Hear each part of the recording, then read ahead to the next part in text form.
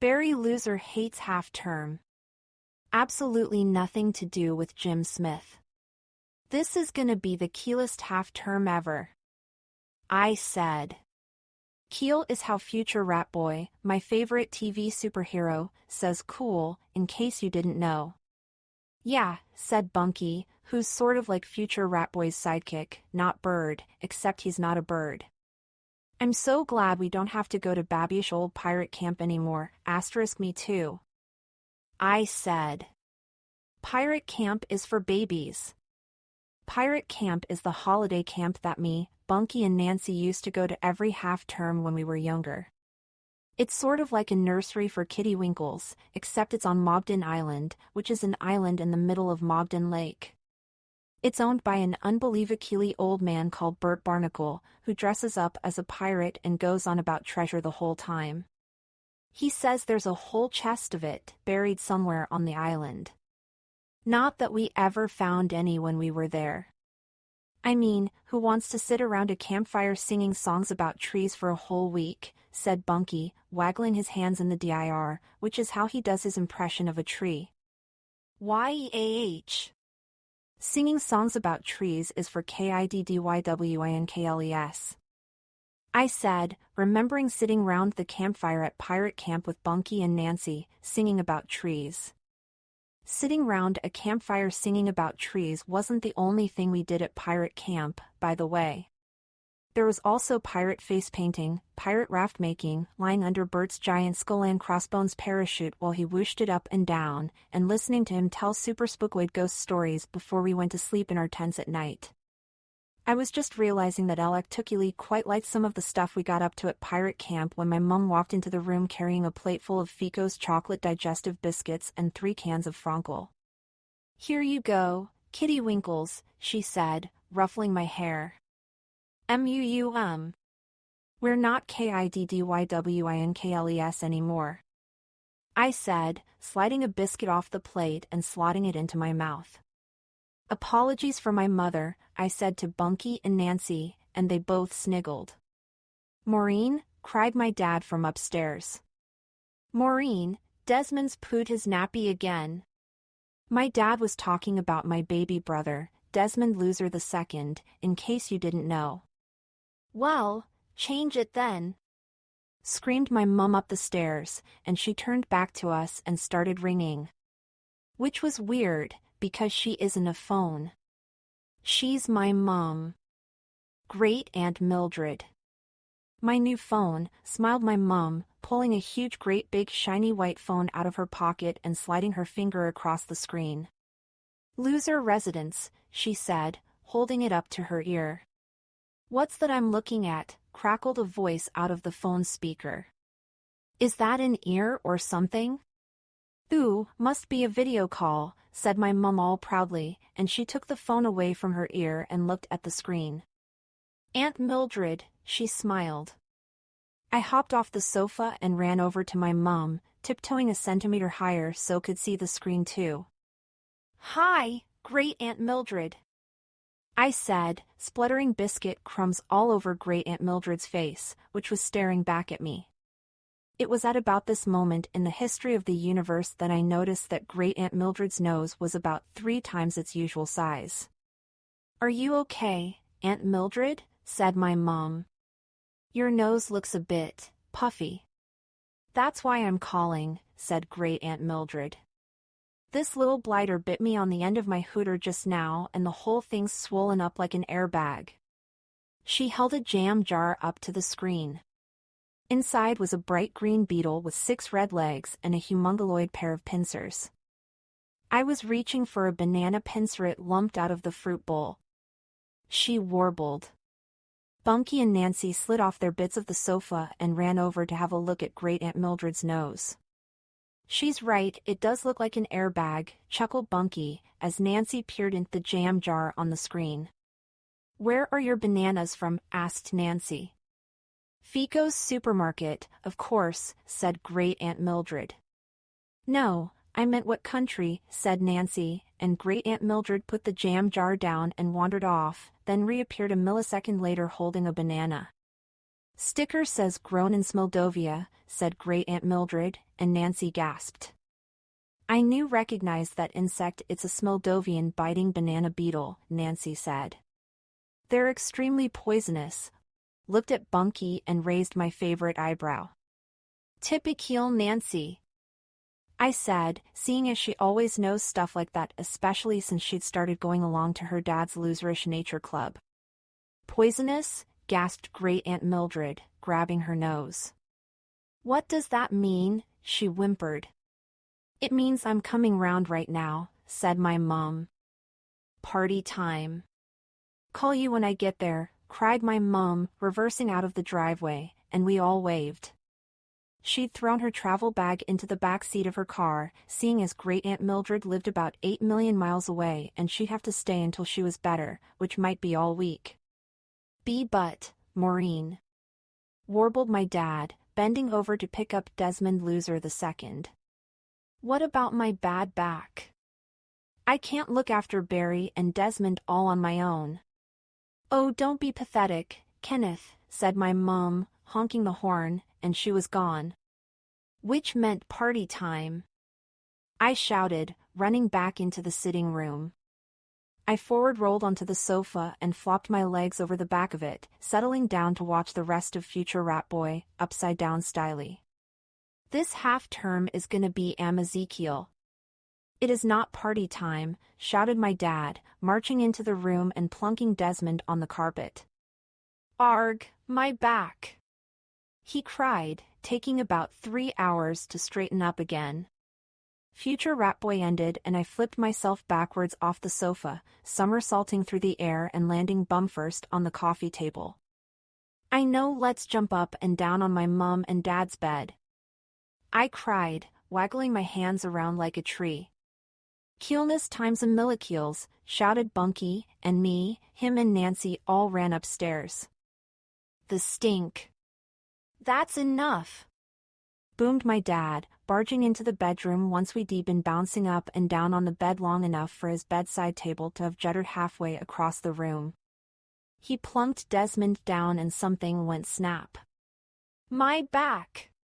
He screamed again, waddling over to the bed and flomping down on it, bent in half like an owl. Pooey, what's that stink? Snuffled Bunky, jumping off the bed and waggling his nose in the air, and we all looked at Desmond. Desmond's face had turned red and his eyes were rolling in their sockets. Dad? I think Desmond's doing another poo, I said, sniggling to Bunky and Nancy, and they both bent Glingman in half like LS2, except out of laughter instead of pain. Right, that's it, shouted my dad from the bed. Bunky, Nancy, you're going home. Wiping someone else's bum. Apologies for my father, I'll call you later, I said, as Bunky and Nancy walked off down the road, and I slammed the front door and stomped back upstairs to my mum and dad's room. Thank you very much indeed, I shouted, once I got there. My dad was lying on the floor, wiping Desmond's bum. I can't do this, Barry, he whimpered, still bent in half like an owl. You look like you're doing fine to me, I said, thinking how there was no way I won with being to have a bag my own bum, let alone someone else's too. That's not what I meant, said my dad, passing me a plastic bag full of poo. What did you mean, then? I said, except it came out as did do den, because I'd stuffed 2 of my spare fingers up my nostrils. I can't look after you and Desmond on my own, Barry, said my dad. I think you might have to go to pirate camp for the rest of half-term. Time to grow up. But Elle don't want to go to pirate camp, I shouted for the millekilth time, 13 3/4 hours later. It was Monday morning and I was sitting in the back seat of my dad's car on the way to Mobden Pier, which is where the ferry from Mobden Island leaves from. Why not? Said my dad. I thought you loved pirate camp. Tuss to love pirate camp, but not anymore, it's for babies.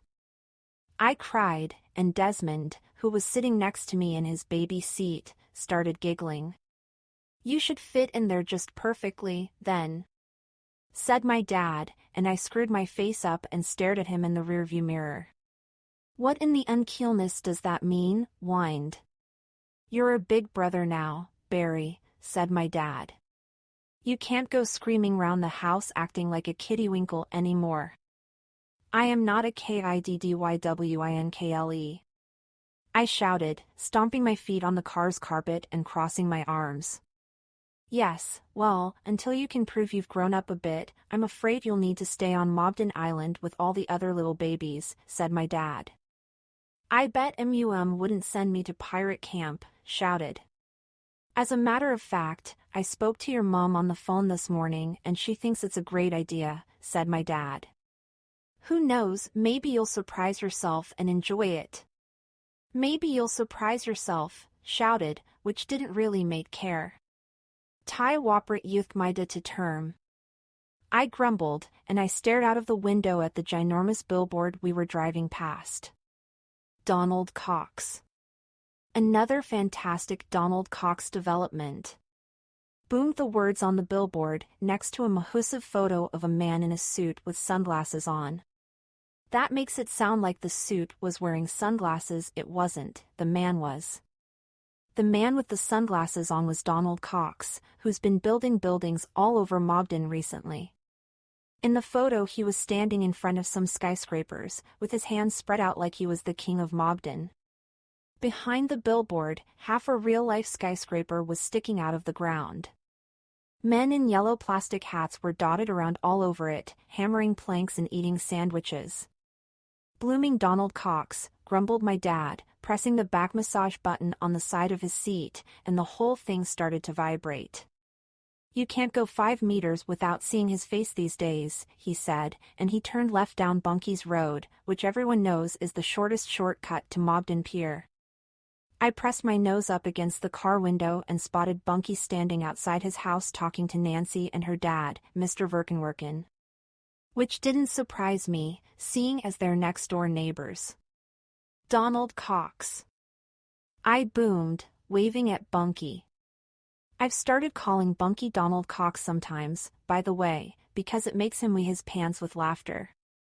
Bunky carried on standing there, chatting to Nancy and Mr. Verkenwerken and not weeing his pants at all, and I realized I hadn't wound my window down. I wound my window down and took a deep breath. Donald Cox boomed again, and Bunky and Nancy jumped. Donald Cox. Boomed Bunky back, because he's started calling me Donald Cox too. Help me, Donald, my dad's kidnapped me. I shouted, imagining was future rat boy, and I'd been captured by his number one enemy, Mr. X, and locked up in the back of Mr. X's giant metal scorpion. He's sending me to pirate camp, Donald. I screamed, pounding my fists against the air, miming like I hadn't wound the window down at all. Meet me at Mobden Pier, wailed, and I wound the window up again and went back to completely unenjoying my half-term. Mobden Pier. Ferry leaves in 4 minutes, said my dad, screeching to a halt next to Mobden Pier, and I sat in my seat wondering why my dad always says everything's gonna be 4 minutes, and not 3 or 5. Maybe it's because he's got 4 fingers, mumbled to myself, as my dad undid his seatbelt. Maybe if he had 17 fingers, everything would take 17 minutes instead. I think I was just trying to put off getting out of the car. My dad walked round to Desmond's door and lifted him out, careful not to make his back go snap again. Come on, Barry, out you pop too, he chirped, trying not to sound like a horrible dad who was sending his number one son off to a prison camp on an island in the middle of a lake with none of his friends for the whole of half-term. I slid myself out of the car and collapsed in a heap of berryness on the tarmac. Please don't make me go to pirate camp, cried, as a little girl from about 3 million years below me at school walked past with her mom on the way to the ferry, giggling at my loserosity. Sorry, Barry, said my dad, holding Desmond's bum up to his nostrils, checking if he'd done another poo. Maybe when your great-aunt Mildred's nose shrinks back to normal and your mum comes home we can have another think. The tarmac rumbled and Bunky and Nancy skidded their bikes to a stop and jumped off, panting from cycling all the way to Mobden Pier in less time than it takes to say the sentence.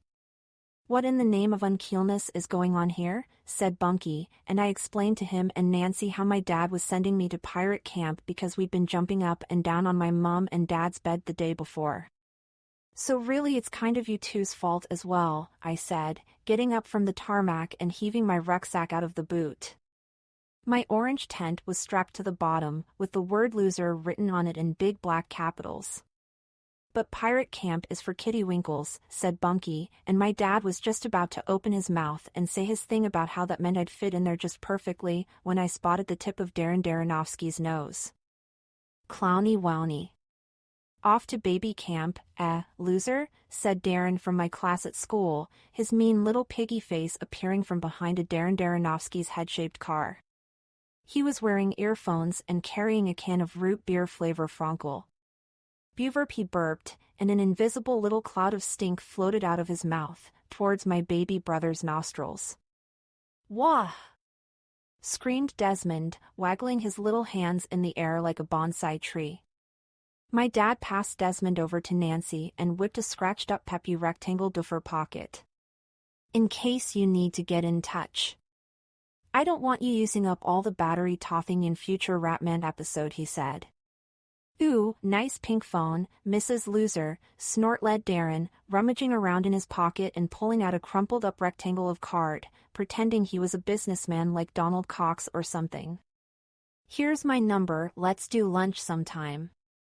I looked down at the smelly bit of paper. Darren Darrenofsky, #1 fan of Frankel in the world, it said. Underneath the writing was a Darrenish-looking phone number. I future Ratboy speed dialed the number and Darren's pocket started to ring. Darrenovsky residence, he said, clicking a button halfway up his earphone wire. What in the unkeelness are you doing here, Dazoid? I said into my phone. Darren took a slurp on his Frankel and burped again. Oh nothing, I was just passing, he said, looking a teeny-weeny bit shifty-wifty, and I wondered if he'd been wandering around Mobden all on his own, hoping to bump into someone to play at Keel with. You know how Desmond had been screaming from Darren's burp going up his nostrils? Well, that was still happening. Don't cry, Desi, said Nancy, reaching into Desmond's car seat and pulling out his cuddly toy clown. Desmond stopped screaming and reached out for his clown. Clowny, he gurgled, trying to say its name, which is Clowny Wowney, the loserest name ever. Huo, my name is Clowny Wowney, said Nancy to Desmond, doing her Clowny Wowney impression, and I rolled the 2 eyeball-shaped gobstoppers in my pocket, which LD brought along to keep me company on Mobden Island. Clowny Wowney is the loserish clown character that all the kiddywinkles watch on TV these days. All that happens in a whole episode is that Clowny Wowney wobbles around in his stupid giant clown shoes, falling over stuff and doing blow-offs. I can't believe the rubbish they put on TV these days, Donald, I said to Bunky. I know, Donald, it's not like when we were kids, Bunky said, doing a back-to-front reverse upside-down salute, which is what future Rat Boy does when he's agreeing with someone. I looked at my 2 best friends and waggled my favorite eyebrow, and my least favorite one too. Come with me, please, whimpered, missing them both already, even though they were standing in front of my eyebrows. I'm sorry, Barry, we're just too old for pirate camp, said Nancy, peering down at the floor. Plus we're going on a poo tour with Nancy's dad today, said Bunky. We were just about to come round yours and tell you when you drove past. I rewound my brain to them standing outside their houses, talking to Mr. Verkenwerken. A poo tour? Cried. What in the unkeelness is that? It's where Mr. Verkenwerken walks us the countryside, pontining out all poos, sniggled Bunky, as Nancy took her glasses off. It's more of a nature tour really, she said, cleaning them on her skirt. My dad just calls it a poo tour to get people like you and Bunky interested. We mostly walk around looking at flowers and insects and stuff. And poo! Shouted Bunky, and I fast-forwarded my brain to how cool the poo tour was going to be. Not that was going to be on it. Darren put his hand on my shoulder and took another slurp of Frankel. Don't worry, loser, I'll take your place. He burped, and Elle shrugged his hand off and turned to face the pier, where the captain was waiting. All aboard for Mogden Island, he boomed. Captain Two Fingers. All aboard for Mogden Island, boomed the captain again, and Elle wondered if he just liked saying it, seeing as it was only me and the little girl from my school getting on, and we'd both completely heard him the first time. I jumped into his ferry, which was actually just a little wooden boat with a tiny motor hanging off the back of it, and sat down next to the girl. She was looking a teeny-weeny bit nervous, and I guessed it must be her first time at pirate camp. I jumped into his ferry, which was actually just a little wooden boat with a tiny motor hanging off the back of it, and sat down next to the girl. She was looking a teeny-weeny bit nervous, and I guessed it must be her first time at pirate camp.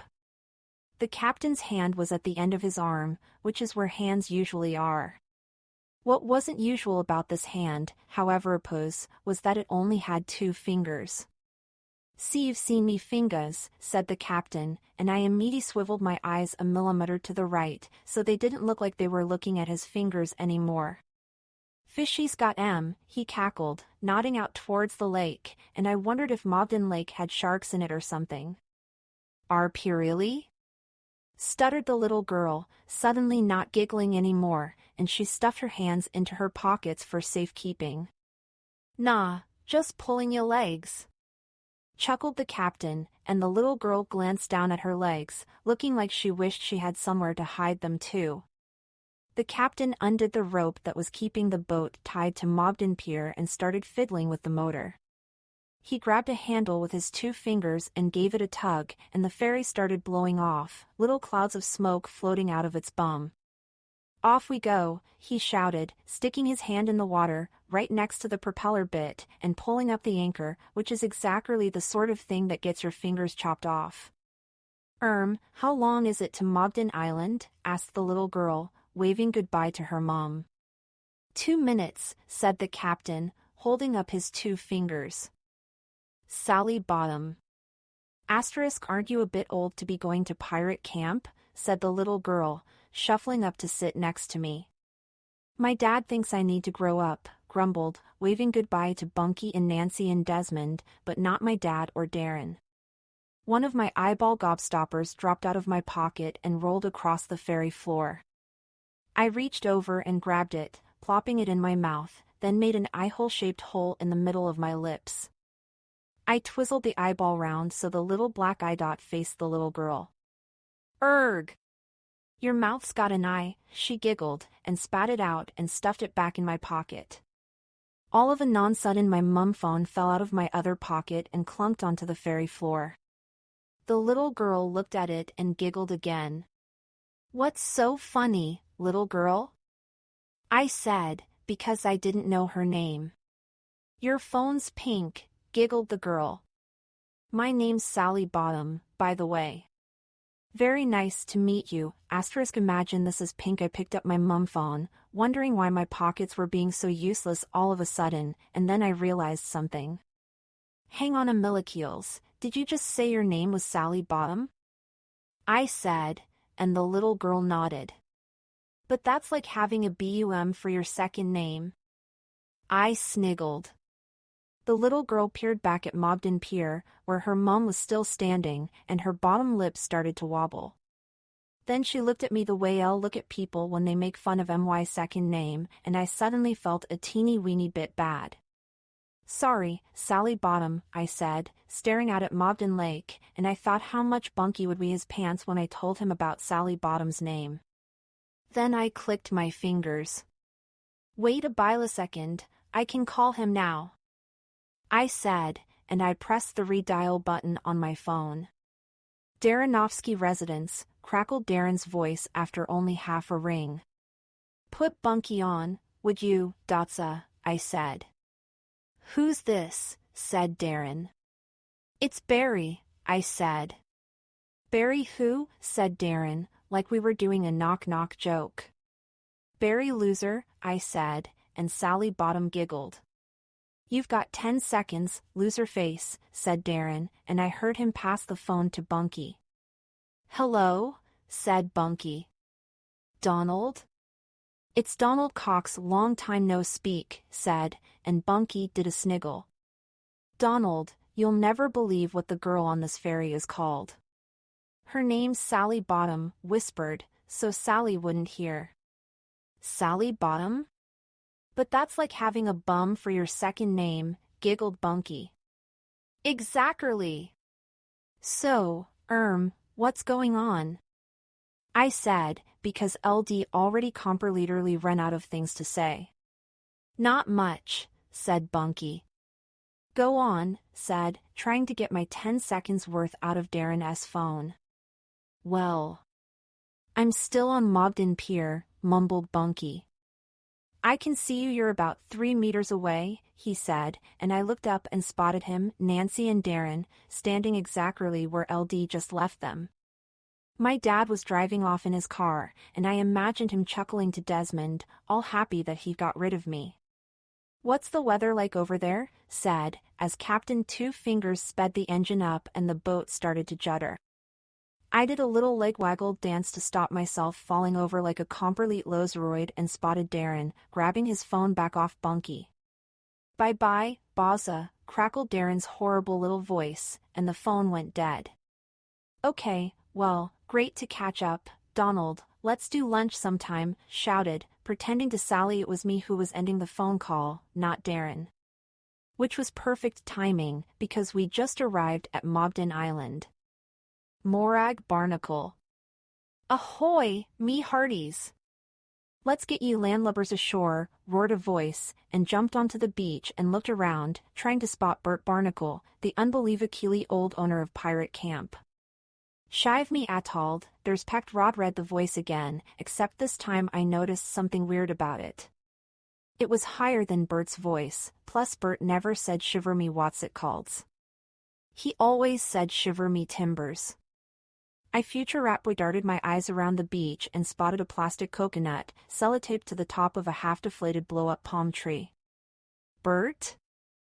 I said, wondering if he got so old his head had turned into a coconut.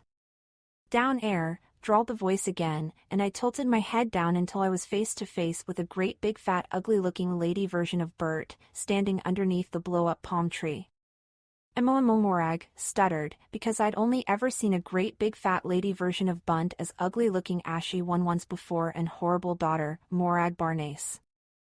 That's me name, don't wear it out, chuckled Morag, who looked like she'd squeezed herself into a pirate costume when she was 8 years old, then left it on for the next 50 years. Her arms were covered in tattoos of her favorite junk food, and her fake eyelash